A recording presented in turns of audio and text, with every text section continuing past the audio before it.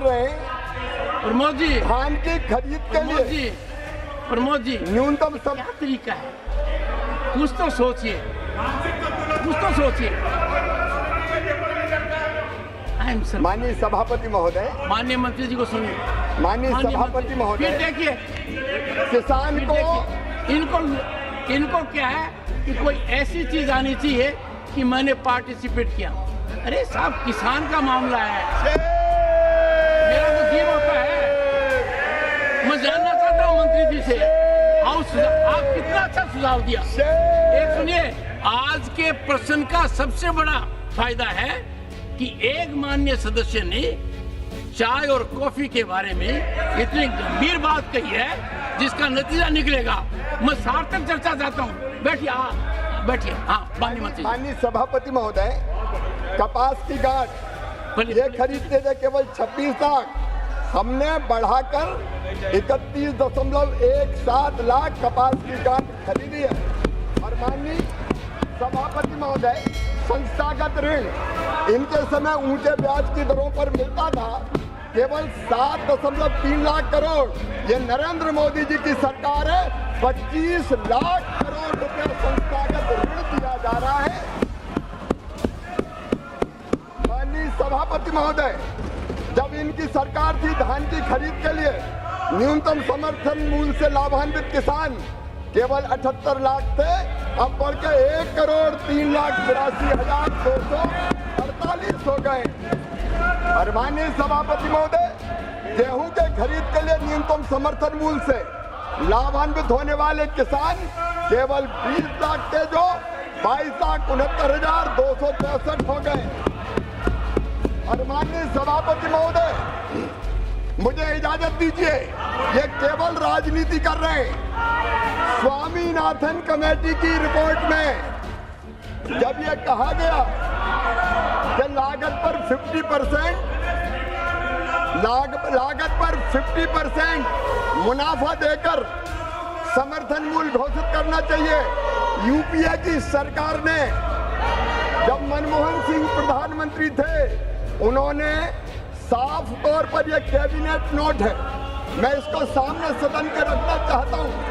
इन्होंने ये कहा कि एमएसपी को उत्पादन की भारित औसत लागत से 50% अधिक तय करने की सिफारिश पर यूपीए सरकार ने कैबिनेट में यह कहते हुए स्वीकार नहीं किया कि सीपी द्वारा प्रासंगिक कारकों की व्यवस्था पर विचार करते हुए एक वस्तुनिष्ठ मानदंड के रूप में एमएसपी की सिफारिश की गई है। इसलिए लागत पर कम से कम 50% की वृद्धि निर्धारित करना बाजार को विकृत कर सकता है।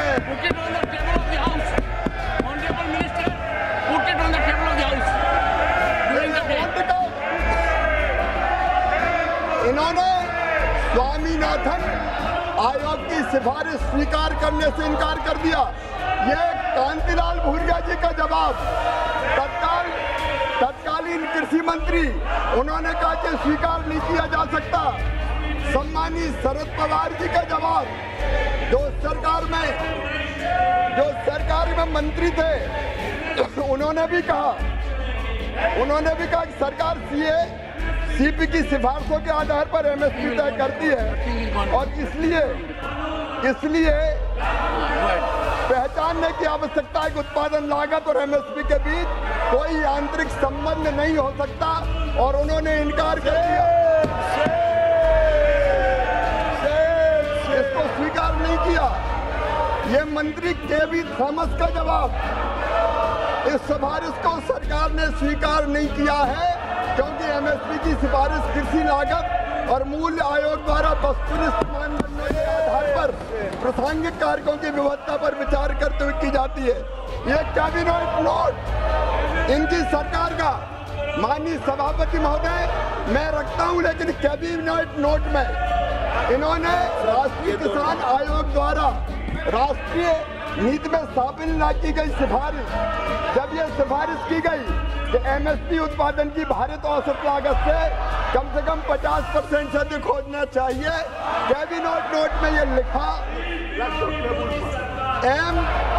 एमएसपी की सिफारिश CSCP द्वारा संबंध घटकों की किस्त पर विचार करते हुए बस्ती पूरक मानदंड पर की जाती है।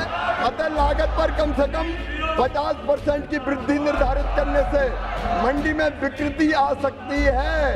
कुछ मामलों में MSP व उत्पादन की लागत के बीच मैकेनिकल लिंकेज प्रति उत्पादक हो सकता है, इसलिए स्वीकार नहीं की जा सकता। ये इनका चेहरा है, ये मैं पटल पर रखता हूँ, बचा के रख लो।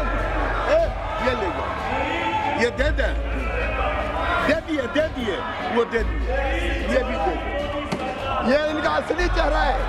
ये किसान के नाम पर माननीय सभापति महोदय केवल राजनीति करना चाहते हैं। ये देश को अराजकता में झोंकना चाहते हैं।